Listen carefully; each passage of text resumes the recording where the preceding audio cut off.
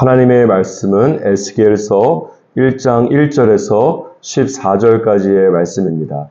저와 여러분이 한 목소리로 읽도록 하겠습니다. 30째 해 넷째 달 초 닷새에 내가 그발 강가 사로잡힌 자 중에 있을 때에 하늘이 열리며 하나님의 모습이 내게 보이니 여호야긴 왕이 사로잡힌 지 5년 그달 초 닷새라. 갈대아 땅 그발 강가에서 여호와의 말씀이 부시의 아들 제사장 나 에스겔에게 특별히 임하고 여호와의 권능이 내 위에 있으니라. 내가 보니 북쪽에서부터 폭풍과 큰 구름이 오는데 그 속에서 불이 번쩍번쩍하여 빛이 그 사방에 비치며 그 불 가운데에 단쇠 같은 것이 나타나 보이고 그 속에 내 생물의 형상이 나타나는데 그들의 모양이 이러하니 그들에게 사람의 형상이 있더라. 그들에게 각각 내 얼굴과 내 날개가 있고 그들의 다리는 곧은 다리요 그들의 발바닥은 송아지 발바닥 같고 광낸 구리같이 빛나며 그 사방 날개 밑에는 각각 사람의 손이 있더라. 그 네 생물의 얼굴과 날개가 이러하니 날개는 다 서로 연하였으며 갈 때에는 돌이키지 아니하고 일제히 앞으로 곧게 행하며 그 얼굴들의 모양은 넷의 앞은 사람의 얼굴이요 넷의 오른쪽은 사자의 얼굴이요 넷의 왼쪽은 소의 얼굴이요 넷의 뒤는 독수리의 얼굴이니 그 얼굴은 그러하며 그 날개는 들어 펴서 각기 둘씩 서로 연하였고 또 둘은 몸을 가렸으며 영이 어떤 쪽으로 가면 그 생물들도 그대로 가되 돌이키지 아니하고 일제히 앞으로 곧게 행하며 또 생물들의 모양은 타는 숯불과 횃불 모양 같은데 그 불이 그 생물 사이에서 오르락 내리락 하며 그 불은 광채가 있고 그 가운데에서는 번개가 나며 그 생물들은 번개 모양같이 왕래하더라. 아멘. 오늘 본문 말씀은 1절에 기록된 것처럼 30째 해를 시간적인 배경으로 하고 있습니다. 여기에서 30째 해, 이 30년은 무엇보다 에스겔이 30세가 되었음을 의미하는 것입니다. 그런데 이 30년이 에스겔에게는 정말로 중요한 의미를 가지고 있습니다. 왜냐하면 에스겔은 레위의 자손으로서 제사장 부시의 아들로 태어났는데 민수기 4장 3절에 보면 레위 자손은 30세가 되어서야 비로소 제사장 직분을 수행할 수 있기 때문입니다. 따라서 오늘 본문 말씀에 기록된 30년은 에스겔이 드디어 제사장이 되어서 예루살렘 성전에서 하나님을 섬기는 자신의 꿈을 이룰 수 있는 때가 된 것입니다. 하지만 오늘 본문 말씀 1절에 보시면 지금 에스겔이 있는 장소가 어디입니까? 그발 강가입니다. 그발 강가는 이스라엘이 아니라 바벨론 제국의 한 지명을 말씀하는 것입니다. 왜 에스겔이 지금 이스라엘이 아니라 바벨론에 있는 것입니까? 그것은 에스겔을 비롯한 다른 10,000명의 이스라엘 백성들이 예루살렘으로부터 바벨론에까지 포로로 끌려왔기 때문입니다. 따라서 지금 에스겔은 한치 앞도 알 수가 없는 상황이고 바벨론에서 포로로 끌려와서 언제든지 죽을 수도 있기 때문에 미래가 암담하고 불안정했을 것입니다. 뿐만 아니라 우상을 섬기는 바벨론에서 무슨 하나님의 성전이 있겠습니까?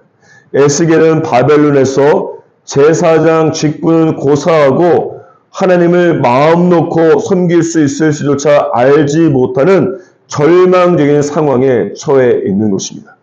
에스겔이 어렸을 때부터 30년 동안 기도하고 키워온 제사장의 꿈이 완전히 산산조각나게 된 것입니다. 그러므로 그발 강가는 에스겔에 있어서 실패와 절망의 장소인 것입니다. 그런데 바로 이때에 그발 강가에서 크게 두 가지 사건이 일어나고 있습니다. 첫 번째는 무엇인가 하면 1절 말씀해 보시면 그발 강가에서 하늘이 열리고 하나님의 모습이 보였습니다. 이스라엘이 바벨론의 포로로 끌려온 이유는 무엇입니까? 우상 숭배의 죄악으로 인해서 하나님의 심판을 받았기 때문입니다. 그 결과 이스라엘은 하나님께서 죄인인 그들과 함께 하시지 않을 것이라고 생각하지 않았겠습니까?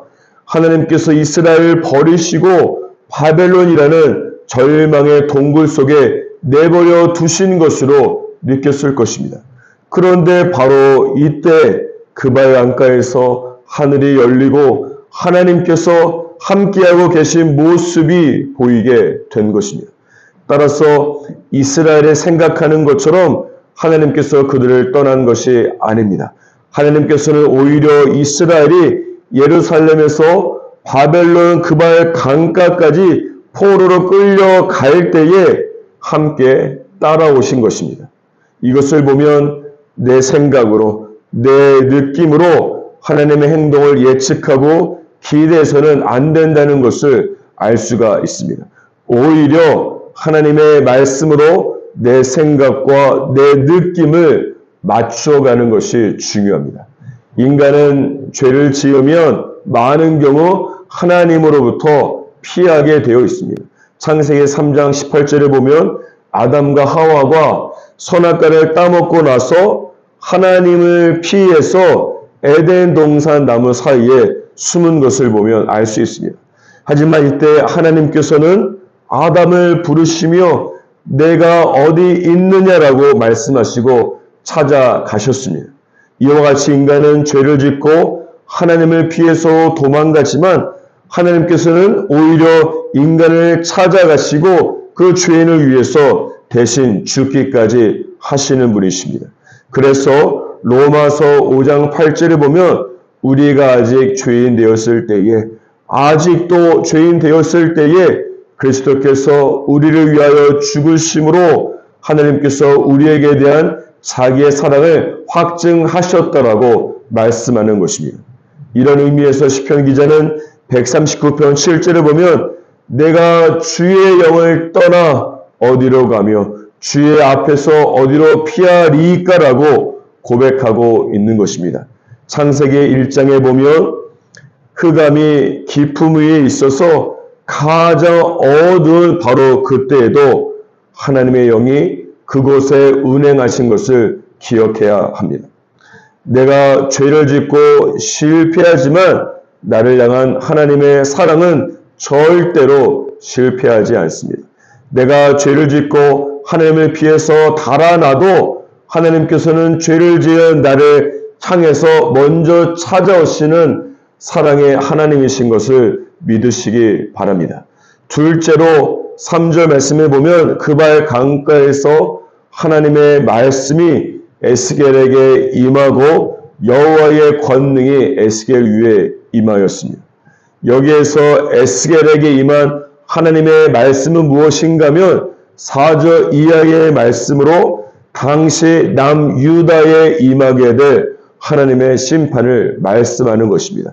특별히 4절에 보면 에스겔이 이 북쪽에서부터 오는 폭풍과 큰 구름을 보았다고 말씀하고 있습니다. 당시의 북쪽은 남유다의 이스라엘의 이 적대 원수 국가들이 있었던 곳입니다. 따라서 하나님께서는 에스겔에게 북쪽에 있는 이방 민족들을 통해서 남유다를 공격하고 심판할 것에 대해서 말씀하고 있는 것입니다. 여기서 생각해야 될 것은 무엇인가 하면 하나님께서 왜 에스겔에게 이것을 보이실까 하는 것입니다. 그것은 에스겔 3장 17절에 기록된 것처럼 하나님께서 에스겔을 이스라엘 족속의 파수꾼으로 세웠기 때문입니다.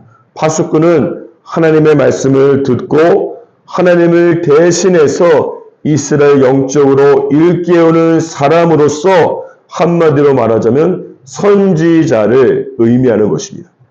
사랑하는 여러분, 제사장과 선지자 모두 하나님과 사람 사이에서 중보적인 역할을 하는 것은 동일합니다. 하지만 한 가지의 차이점은 무엇인가 하면 제사장은 사람 편에서 사람을 뒤로하고 하나님을 향해 서서 제사를 드리는 사람이라면, 반면에 선지자는 하나님의 편에 서서 하나님의 권위를 가지고 사람을 향해서 하나님의 말씀을 대언하고 선포하는 사람이 되는 것입니다.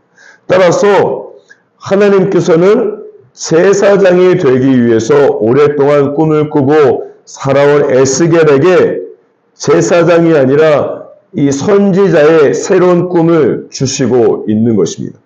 자신의 꿈이 무너지고 좌절된 그발 강가에서 에스겔은 하나님의 꿈을 발견하게 된 것입니다. 그렇다고 에스겔이 30년 동안 제사장이 되기 위해서 준비한 모든 것이 하나도 쓸모없는 것은 절대로 아닙니다. 생각해 보십시오. 선지자가 하나님의 음성을 잘 듣고 분별하기 위해서는 무엇보다 하나님의 율법을 손바닥 들여다보듯이 잘 알고 있어야만 되는 것입니다. 하나님께서 그 율법을 통해서 선지자에게 하나님의 음성을 듣게 하시고, 더 나아가서 그 율법을 통해서 이스라엘에게 영적인 기준과 방향과 속도 등을 말씀해 주시기 때문입니다.